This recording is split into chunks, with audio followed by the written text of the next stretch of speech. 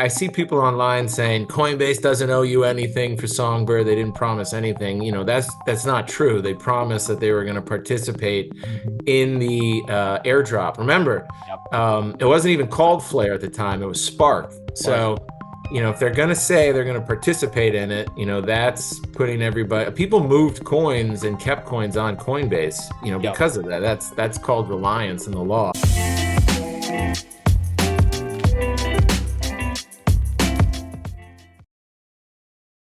This content is brought to you by VeChain, which is a leading enterprise-grade Layer 1 public blockchain spearheading a digital revolution from a sustainable, highly scalable smart contract platform. The VeChain blockchain has many unique features, which makes it an ideal choice for Web3 applications. VeChain is working with many great enterprises such as PwC, Givenchy, BMW, and Walmart China. Most recently, they partnered with the Boston Consulting Group to build a revolutionary decentralized application ecosystem. I'm a big believer in this project. I have been since 2018. I've been a VET token holder for years.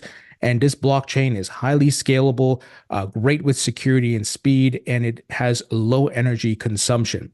If you'd like to learn more about VeChain, please visit vchain.org. Link will be in the description. Welcome to the Thinking Crypto podcast, your home for cryptocurrency news and interviews. With me today is attorney Fred Rispoli. Fred, welcome back. Thank you for having me, Tony. I know I asked to be on the show today, but let's wrap this up because that was last week. This is this week. Crypto's running, and I got a FOMO into some more coins. For sure. No, Fred, always great to have you on. And we've had some really great conversations. You'll be being able to share some great insights over the years. So let's start with Coinbase and the Songbird Flare token situation, because we've been talking about that for years as well. Some people have not gotten their Flare tokens, and some have not, well, majority have not gotten their Songbird tokens. Well, you say majority. I would like to know if one person Yeah. has gotten their Songbird tokens, myself included. If you have, you're the elusive. I can't even think of it. It's so rare. So, let me know. But what we are doing, our firm, Hodl Law, we've got a lawsuit going against Coinbase. And I've seen a couple people asking me and trying to figure out kind of a status update. And I thought it would be really easy to just talk about it. So thanks for having me on to give an update. We are suing a class action lawsuit. It's in Northern District of California for everyone's Songbird tokens and the Flare that they haven't gotten. Most people did get Flare. Some people didn't, and I've been Mhm. following up with them. But I've got a long list of people to still go through. But almost everybody didn't get the full amount of Flare that they were supposed to get from Coinbase. And so that's kind of a smaller piece of the lawsuit, but it's mainly about the Songbird. And we filed the case. Coinbase moved to compel arbitration. The district court granted that. And so we have appealed that. Now, Coinbase has a lot of arbitration cases that have gone through the appellate courts. And so, there is some good law for them in terms of getting this arbitration going. But Coinbase, just so everybody knows, they change their terms of service very frequently and they change their arbitration agreement very frequently. And they really do a lot to take away all of your rights you have as a customer. So I understand, it's just a PSA. I understand there's a lot of ease of using Coinbase, but and we all say this, not your keys, not your coins, but there's definitely a difference in exchanges out there. And Coinbase is just one of the first ones that is going to give you problems, aside from things crashing when everything goes up. It's very easy for them to just keep your coins and just keep you stuck in limbo, and you can't even sue them in court. You've got Mhm. this arbitration thing. So just where we are ultimately is that we're in the Ninth Circuit. We just filed our opening brief in the Ninth Circuit. So Coinbase is going to file a reply at the end of March. And then their opposition. We file our reply in April. And then the judge is going to rule on it, or the Ninth Circuit, a panel of 3 judges, is going to rule on it. And hopefully, there's enough difference there between the arbitration cases that Coinbase has won in the district and in the Ninth Circuit and what's going on here that we're going to be able to get that thrown out of arbitration and be able to litigate that in district court, because it's just much more favorable to everybody that is a consumer, because you usually lose a lot of your rights when you're in arbitration. Hmm. So that's kind of the update for now. We're in the Ninth Circuit. We're trying to fight this. Nothing on the merits has happened, but even if we get stuck in arbitration, we're still going to go forward. So, Fred, what really bothers me, and I don't understand what's happening here. What's the holdup? Why not just give the tokens? Or do you think they dumped it? They sold it. They just stole it from people. So, Coinbase gets, this is all speculation. Coinbase gets a lot of airdrops, I mean, I think I have to go in now that there's the bull run, but I have this EOS wallet. I went in there once and like all of a sudden I had like fractions of like 47 coins once. And just all sorts of like bizarre airdrops. And Coinbase, gets all those. And Coinbase says, here's yeah, I see people online saying Coinbase doesn't owe you anything for Songbird. They didn't promise anything. That's not true. They promised that they were going to participate Mhm. in the airdrop. Remember, Yep. it wasn't even called Flare at the time. It was Spark. Right. So, if they're going to say they're going to participate in it, that's putting everybody. People moved coins and kept coins on Coinbase, Yep. because of that. That's called reliance in the law. And so Coinbase does say in its policies that we're not obligated to support any airdrop, and unless we tell you otherwise, we're not obligated to support any airdrop. So Songbirds is one of the few that they've said they were going to support, and so I think when they get all these coins, I mean they're so massive. When they get all these airdrops that they promised they wouldn't, that they made no promise to support, that's just free money to them. And Mm. it's like a class action in reverse. It's only like fractions of a penny for every client for these meaningless airdrops. But when they have everybody that's their customer that they get to keep, they could probably make like 100 grand, 500 grand, a million here or there with, useless airdrop coins. And then the ones that aren't useless, like Songbird, they just get a ton of money. And I've also got an idea of what they've done with their Songbird, but I can't get into it publicly just because of the fact that we're in litigation. But Right. let's just say that they decided that it was their property and did with it what they Wow. would please. Yeah, that's so messed up, man. Because to your point, they told XRP holders they were going to participate. Come put your coins on here. We'll do the snapshot, yada yada, right? And then not to distribute those tokens it's highway robbery, man. That's not right. So certainly appreciate what you're doing and backing you up there, man. Hopefully, I'll say, anybody in the comments, we've heard this in a lot of the bankruptcies for the exchanges. What would you rather do? Would you rather get your dollar value of for the bankrupt exchanges? Would you rather get the dollar value for your Bitcoin, but 4 years ago? Would you rather get your actual Bitcoin, or, would you have taken 50% of your Bitcoin immediately rather than wait 3 years in litigation? And I'm just curious, anybody who's listening that does have Songbird, if you put in the comments, would you rather, if you could settle tomorrow and get 50% of your Songbird, would you rather have that? Would you rather have the USD value, or, would you rather just fight it out and not only get, the Songbird that you're owed, but any, damages of what it was at the height? Because I think it got up to 70 cents, mm, just curious, because, if you've sent me an email, you're a potential class member. I'd like to know what you think. yeah. Let's talk about SEC versus Ripple. I believe there's a trial coming up in April. Is that correct? And what can we expect, as far as next steps?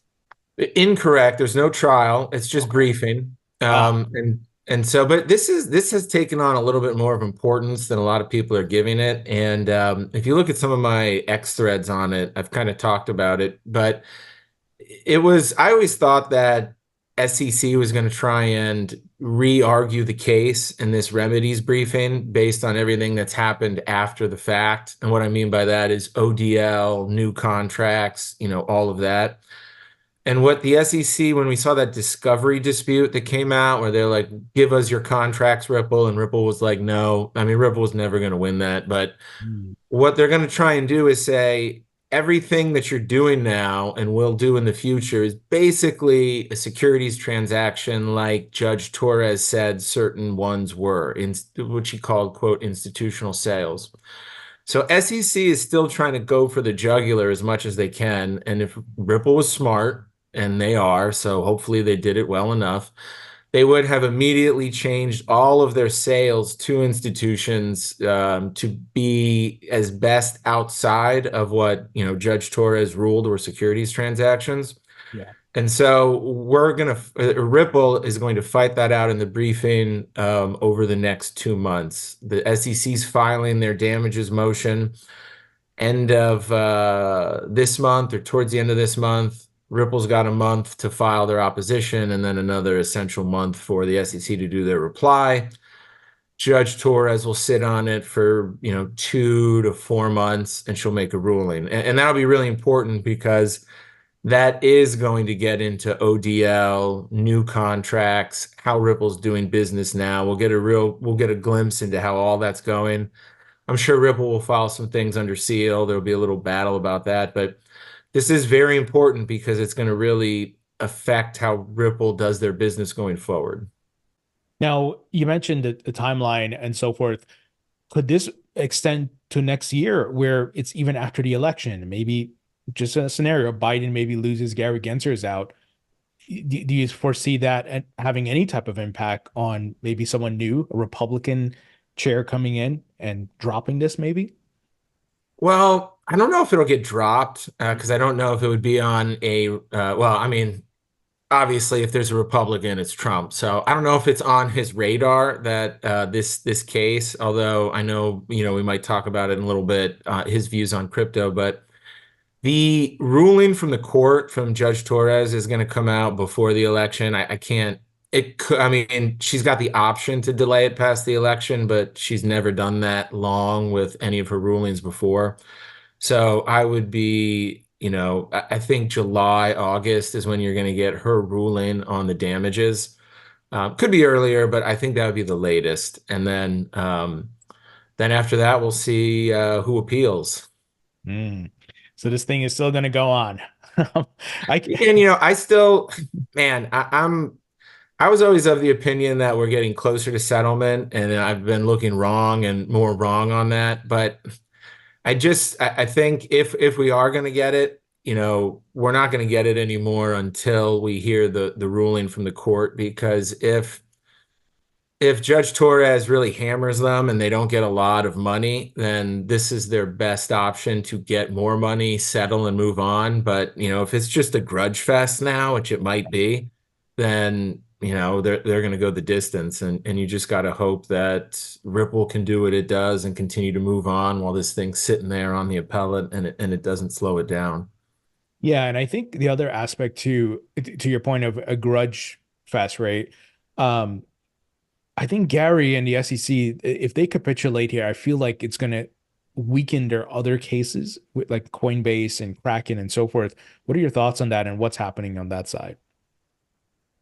You know, it could just go so many different ways. You Mm. know, the other folks that are getting sued could say, well, yeah, Ripple won, but they spent $250 million to do it. We're not going to do that. I think, you know, you saw that case with, I don't know that I'm not real into the weeds on that one, but Eric Voorhees with Shapeshift. I mean, he Yeah. paid a little bit, but he paid, and, you know, they paid their pound of flesh and they're moving on. So I think the SEC unfortunately does have that mindset. Like, we can't lose any of these because if we do, everyone's going to come after us and we're still not going to change. We're going to be hard charging. And so, you know, that's why there's a lot of talk in the community about the ETH ETF being and I know we're not getting into it here, but remember, I got that lawsuit against the SEC for ETH, and you know, Let's there's talk just no about it. Yeah. way to me they are going to approve an ETH ETF until somebody sues them and they lose.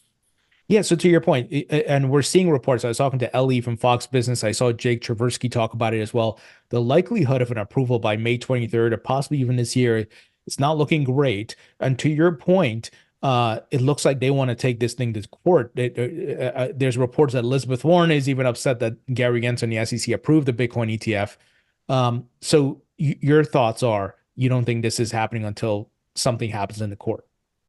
Yeah, I mean, remember with the Bitcoin ETF, not only did they have to have a lawsuit and lose, but Yeah. even after they lost, they still voted 3-2 to do the Bitcoin ETF. So, I mean, it's not like, I mean, it should have been a 5-0, like, oh, we're forced to do this by the court. It's ridiculous. So I just don't think that there's going to be an ETH ETF. Now, remember, the caveat there is that, and I say this, everywhere, is that you got to remember Gary Gensler is not anti-crypto. He's just pro doing whatever his handlers tell him to do. And he will be the most pro crypto guy if all of a sudden whoever pulls the string says, whatever you want, your treasury job, whatever next role, now you're pro crypto. And, he's going to come out, right, within 24 hours. Oh, the crypto's the greatest. We figured out a way to make it safe. So, that's a big caveat there. But as of right now, his handlers are telling him no. And so I just, I don't see anything happening without, courts forcing him. Yeah, I'm in a full agreement there. I think the orders are coming from Elizabeth Warren and whoever is controlling her, and we're just seeing it time and time again. The narratives align, and what was interesting, and I had interviewed the guy from Prometheum, Aaron Kaplan. They are echoing the same statements as Gary Gensler, digital asset securities, and they launched their Ethereum custody saying they have a security license, a broker dealer license to be able to handle security. So they're treating Ethereum as a security. I thought that was very interesting, and how they're positioning themselves. So I don't know. It's something strange is going on with Prometheum, the SEC, and Gary Gensler. Yeah, Promethean, there's nothing wrong with what they're doing. They're trying to get in as being, if these are all going securities, we want to be the first player in the game that can, custody them and properly handle them from the SEC standpoint. So that's fine. And, that is what Prometheum did is it really showcases where I'm probably most disappointed in Ripple and Coinbase and Kraken is that when this was all going on, and the tech industry does this, but it's like, guys, just buy your politicians, okay? Why didn't you buy politicians in the Yeah, beginning? That's all you had to do. You right. bought an appropriate number of politicians, you would have been fine. But it's like the tech, we were here for the tech, and it's like, oh my gosh, guys, it's like, why didn't you we could have fast forwarded like 8 years. No, you're spot on, man. And we're now seeing that happen. And it's actually in the Super Tuesday elections, we saw pro crypto candidates started making progress. But reason why there was actually super PAC money running ads. There's now some of that money's going to members of Congress and so forth. So now they're doing it. So you could say they're what 8 years late or whatever it is. But great point. Yeah, exactly. So hopefully everybody's got their S together for this cycle. And Mhm. everybody else out there is a great segue to our favorite, Senate candidate that I know everybody's rooting for. But everybody that is pro crypto, you and I tried to do this in 22 and I got started too late trying to get the word out, but you have to just be a one issue candidate here on crypto. And I'll just say, no matter what you have, your opinion is on any other issue, if you get a pro crypto candidate in and your bags go, bazonkers and you're a millionaire, billionaire, every issue that's near and dear to you, you can advocate for 10 Wow. times better than you could if you didn't have that pro crypto candidate in there. So Yeah. pick whatever hot button issue you're on. If the crypto candidate is against you on that issue, just who cares? Vote for the pro crypto candidate. If the other candidate's anti crypto, and that's just the mindset you got to be in. And I'm going to keep hammering that home between now and election day. Yeah, great point. And man, I am hoping, I'm donating, I'm amplifying as much as I can for John Deaton, hoping he can kick Elizabeth Warren out. I think he can. He'll need the support though. He'll really need people's support and donations and much more. Yeah, and I am John Deaton all the way in Massachusetts, and people have to realize that Warren is very beatable. She's not liked. Nobody likes these incumbents, and and in Massachusetts too. You guys, I don't know how far back or the general age of the audience, but you should look up Scotty Brown. He Yeah. went around Massachusetts in his pickup truck, just telling people, this is who I am and this is what I'm for. And he won in Massachusetts as a Republican. So it's not the un she's not an unbeatable foe, and I just hope everybody gets behind it and the big money people don't just shake it off. Now, what's good about John is that you don't need as much money in these races as exposure. And Mm. he is a very well-known person in the crypto industry and community, and he can get that exposure. And as long as he does, and the money people can get some of those funds, to support his campaign, either directly or through super PAC money, it can make a huge difference. It really can. And just some of these crypto billionaires, guys, it's not a lot of and gals, it's not a lot of money. Throw in a couple million on this one. It's a huge, it could 10x the billion you already have. So, you're really just helping yourself. Yeah, look, she's the final bosses of all bosses, right? She's the one that's causing all the problems. She's the one that's controlling Gary Gensler. So this would, if John is able to pull this off, man, it will be a huge win. Not that we won't have other foes and other people to fight, but she's the biggest, man. She's got the bank. She's got Jamie Dimon showing up to hearings, saying certain things, and if we can get her out, like you were saying, it would be good for everybody. I mean, what's so funny is that John beats Elizabeth Warren. And and if Trump is elected, he obviously can't stand her either. And then that would be like an instant friendship between President Trump and Senator John Deaton. And he'd be like, he'd probably call him up all the time, be like, "Remember when you beat Liz? Oh, that was great. Here, what are we talking about now? What's this crypto stuff that's happening? Oh, you just cleared so much off my plate now that we got Warren out of here." So I was just thinking, I mean, that just came to my mind as we're talking. Like that would take crypto to another level just because, John would have beaten somebody that was a huge thorn in the side to Trump if he gets elected. So, I mean, man, it is such a multiplier to get him in there, and because of who he would beat and also who he is. I mean, obviously both are very important components.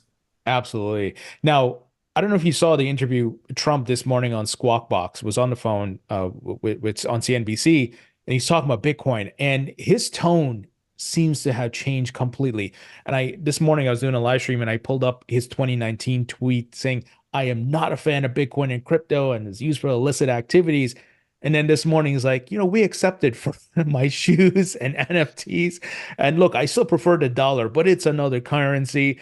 It's his tone has went from hating it and I don't understand it to neutral. He's not saying I love it or anything like that, but it's so fascinating to watch that take place over the years. It is. I mean, it's not a surprise because Trump is a populist. He knows how to put his finger on the pulse of the majority of what, people are thinking, and he sees where the winds are blowing. And, I mean, aside from that, he also financially has benefited from his NFTs and from all sorts of things. So Yes. he's like, wow, this is a real moneymaker. And, he also knows, even though you can't, again, this is me speculating, but I'm very confident that he knows that, the dollar is hurt, it's getting pummeled, it might not be on its perch for, very much longer, and he's not going to come out and, say something that negative. But he's got to know and be aware and understand it, especially over the last 4 years of destruction to the dollar. So he probably gets that, and that's why he's like, let's get some smart regulation in there. At the end of the day, Trump is a master marketer, and getting people to vote for you has a huge marketing component.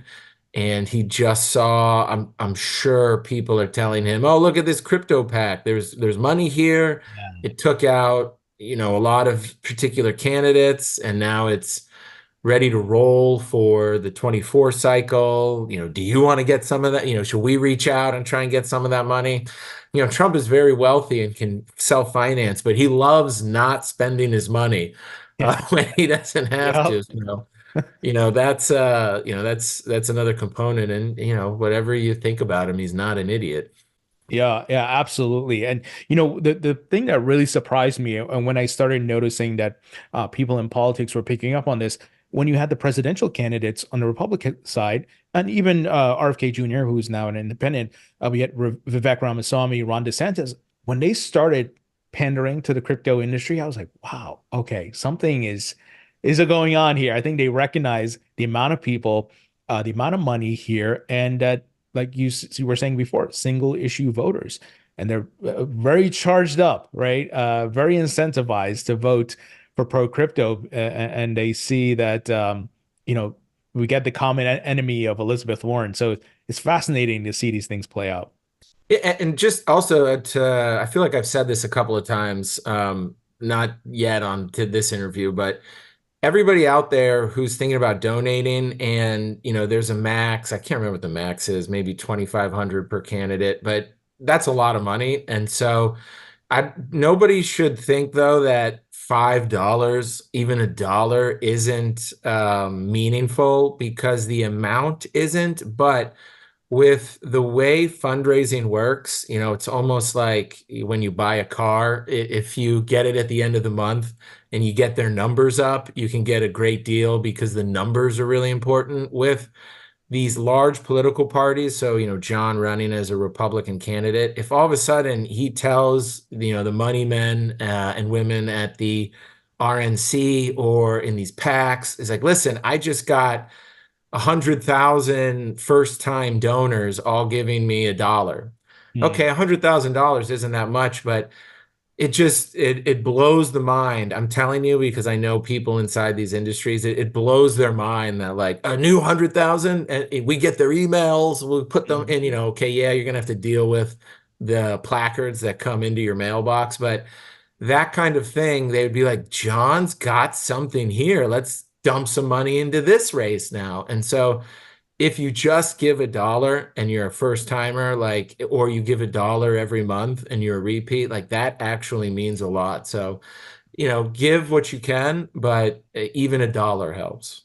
Great point, Fred. And like you said, it's a numbers game, and from an optics standpoint, even though those people are just giving $1, it just shows that they're willing to go out and vote, to if they're within the state, of course, and that John has visibility nationwide as well. If you get people donating from across the country, that's, like you said, just from a numbers and optics perspective, that looks great for him. Yeah. Um, And yeah, whether you're in Massachusetts or not, money is what's going to move a lot of it. Not as much for John because he's got that exposure. It's a sliding scale, but he still needs, political capital, and money is a great way to get it. So, yeah, I'm going to be donating to his campaign as well, and I would encourage everyone else too that's pro crypto to do the same. Brad, always great stuff, my friend. Thank you so much. Thank you for what you're doing, with the Coinbase situation. I think that's important. I didn't get my songbird from them, so I hope we are able to walk away with a victory there. But thank you so much. Oh, hey, thanks for having me on, and let's go. We got some candles, we got some XRP moving at the time of this interview, although I don't know if when you actually publish it, you have to be like, since the time XRP has plummeted 40%. Put that on the window. But so far we're in the green, baby. For sure. Yeah, I'm going to publish it tomorrow. So hopefully the momentum keeps going. There we go. Thanks, Tony.